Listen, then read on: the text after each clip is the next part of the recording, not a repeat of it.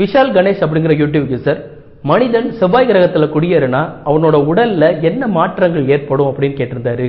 இன்னைக்கான வீடியோவில் நாம அதை பற்றி தான் பார்க்க போகிறோம். வாங்க வீடியோக்குள்ளே போகலாம்.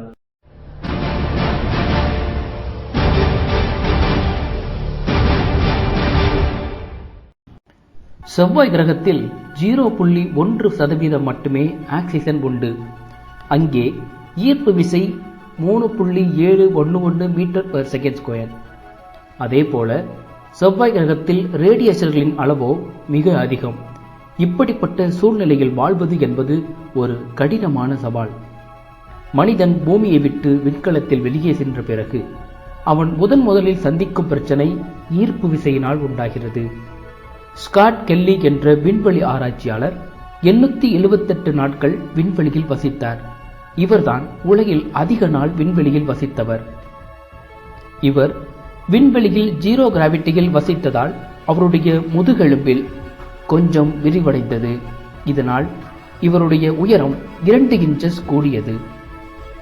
ஆனால் செவ்வாய் கிரகத்தில் 0 கிராவிட்டி இல்லை என்றாலும் பூமியை விட குறைவான ஈர்ப்பே அங்கு இருக்கும். இதனால் சிறிய அளவில் மனிதனுடைய உயரத்தில் மாற்றம் ஏற்படும். 100 வருடங்களுக்கு பிறகும் இந்த மாற்றம் சிறிய அளவிலேயே இருக்கும். முதல் நூற்றாண்டில் நம்முடைய எலும்புகளும் தசைகளும் சுருங்கத் தொடங்கும். நாம் பூமியில் இருந்ததை விட மிகுந்த பலவீனமானவர்களாக மாறிவிடுவோம். இது நம்முடைய வாழ்நாளை சுருக்கிவிடும். நம்முடைய உடல்நிலையும் மோசமாகும். நமது மூளை சுருங்கி நரம்பியல் பிரச்சனைகள் வந்துவிடும். ஆனால் நாம் அங்கு வாழ லட்சம் வருடங்கள் தொடர் பரிணாமம் அடைந்து விரும்பத்தக்க மாற்றமான எதிர்மாற்றங்கள் நிகழ வேண்டும். அதாவது நமது உடல் பலமானதாகவும் வலுவானதாகவும் உயரமாகவும் மாற வேண்டும். நாம் செவ்வாய் கிரகத்தில் வாழ்ந்தால் நாம் ஆரஞ்சு நிறத்தில் மாறுவோம் என சில அறிவியலாளர்கள் கூறுகின்றனர். கேட்டனாய்ட் என்ற கெமிக்கல் கேரட்டையும் பூசணிக்காயையும் ஆரஞ்சு நிறத்தில் மாற்றுகிறது. இதற்கு காரணம் குறைந்த அல்ட்ரா வயலட் கதிர்கள் அவற்றில் படுவதுதான்.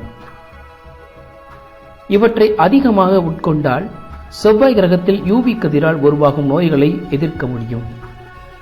செவ்வாய் கிரகத்தில் உள்ள வளிமண்டலம் பலகீனமாக இருப்பதால் அங்கே அதிக யூவி கதிர்கள் உட்புகும். சராசரியாக பூமியில் 3 மில்லிசிவர்ட் கதிர்வீச்சை நாம் சந்திக்கிறோம். ஆனால் செவ்வாய் கிரகத்தில் பூமியில் நாம் பெறும் யூவி கதிர்வீச்சை விட 5000 மடங்கு அதிக யூவி கதிர்வீச்சை பெறுகிறோம். பொதுவாக பூமியில் 10 லட்சம் வருடங்களில் மனிதன் பரிணாமம் அடைவான். அதிக யூவி கதிரினால் மனிதன் மரபியல் மாற்றங்கள் அடைந்து 100 வருடங்களில் புதிய இனமாக பரிணாமம் செவ்வாய் கிரகத்தில் அடைந்து விடுவான். மனிதன் செவ்வாய் கிரகத்தில் வாழ முயற்சிக்கலாம். ஆனால் அவன் மனிதனாகவே அங்கே நிரந்தரமாக வாழ முடியாது. இந்த வீடியோ உங்களுக்கு பிடிச்சிருந்துச்சுன்னா லைக் பண்ணுங்க. உங்களுக்கு ஏதாவது கேள்விகள் இருந்தால் கமெண்ட் பண்ணுங்க.